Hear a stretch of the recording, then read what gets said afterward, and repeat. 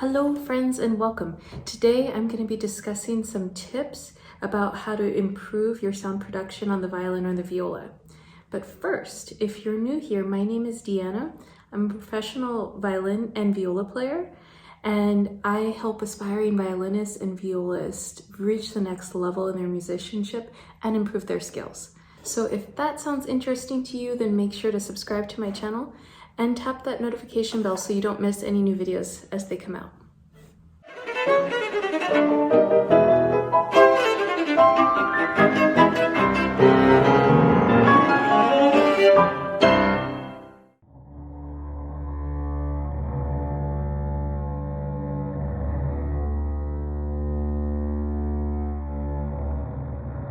The first thing that I want to discuss is that violin is a difficult instrument. It can take a very long time to develop your tone on the instrument, and I'd say it can take years and months, really depending on the amount of practice time that you're putting in, and also hopefully the good quality information that you're getting from your music teachers or from your own research as you all are doing here. So it's a process that can take a while, so you need to accept that and to keep perspective, that even if you're not sounding the way that you want, that it's coming. It's a process and it takes a little while. So be patient with yourself and be kind to yourself during this process. The next thing I want to discuss is having a quality instrument. And what I mean by quality is an instrument that is able to produce good tone. So for instance, we can easily buy a $50 instrument off of eBay or Amazon, and I have to tell you that it's going to be really difficult to make that instrument sound good. But if you're willing to do some research and to invest a bit more money if you're able to, then you can invest in a good instrument that will make it easier for you to produce better tone. And if it feels impossible for you to say, I don't have a couple $100, I don't have $1,000 or more dollars to invest in a violin or viola, that's all right. There are other options. Many luthiers or music string shops offer rental violins and violas. So you can, for a low monthly price, start to invest in an instrument and build equity so that after a year or some years, you're able to keep that instrument as your own and still have a good quality instrument. The other part of this I want to mention is that you might have a good quality instrument already. Many people receive instruments that are passed down to them, and oftentimes those instruments have fallen into disrepair. So make sure to do some research, look into your local luthier or music shop to see if there's someone who can take a look at your instrument. Does the bow need to be rehaired? Do the strings need to be replaced? Is there a crack that needs to be closed? There's all kinds of maintenance we have to do for these lovely instruments. And if you keep on top of it, the reward will be well worth it. Next, I want to talk about the bow. It's so important to prepare the bow for playing well. So we start by tightening the bow.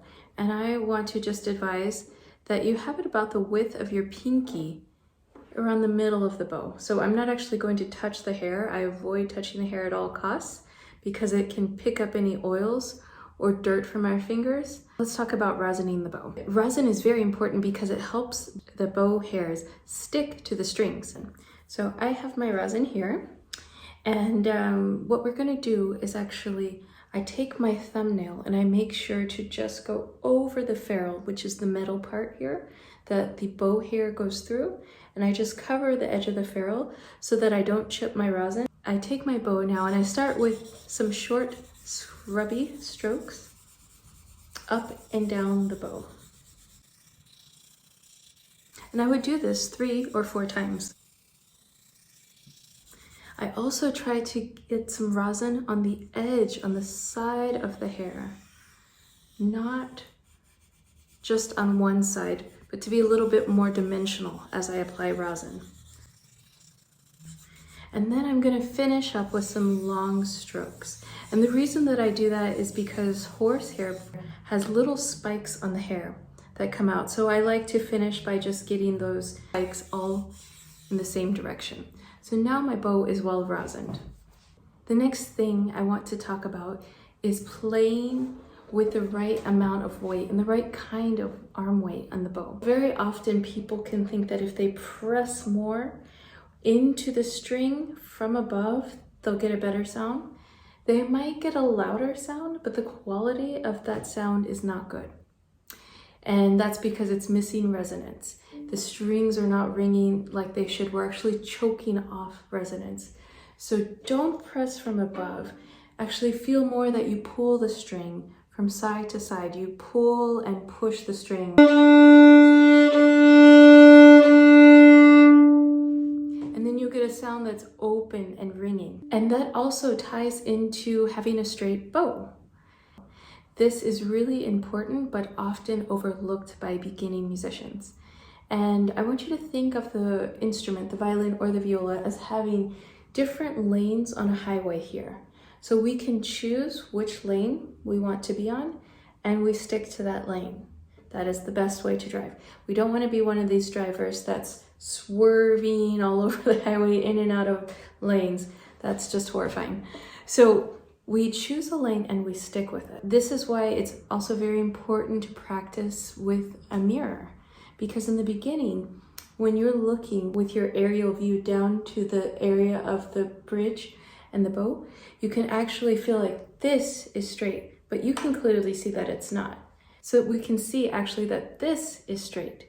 So really important to practice with a mirror so that you can start to learn what it looks like from above and from an angle to see in this area that we do have a straight bow. And the last thing that I'm going to talk about today is looking for a ringing, resonant sound. So what is resonance? Resonance is the vibrating of the violin, and that happens with additional pitches. So we actually get a warmer, a more complex, beautiful sound if you are playing in a way that you allow the instrument to ring. It has to do with the amount of weight in the bow. So again, not pressing down, but pushing and pulling the bow and allowing the arm weight to naturally transfer into the strings. And then the other way is that we are careful with our intonation. If we are doing good work with our intonation, that contributes to the resonance and the beautiful sound that you will have. And last but not least, I want to mention setup. It's so important to have a comfortable and natural position with the instrument and the bow. So I am actually offering a free setup guide for anyone who's interested. Just click the link in the description box below. And I go through in detail about how to have a natural position with the instrument and the bow and posture and all of these really important foundational things. So if you are interested in getting a little more information that's really great and free, then just click on that link in the description box below. Happy practicing.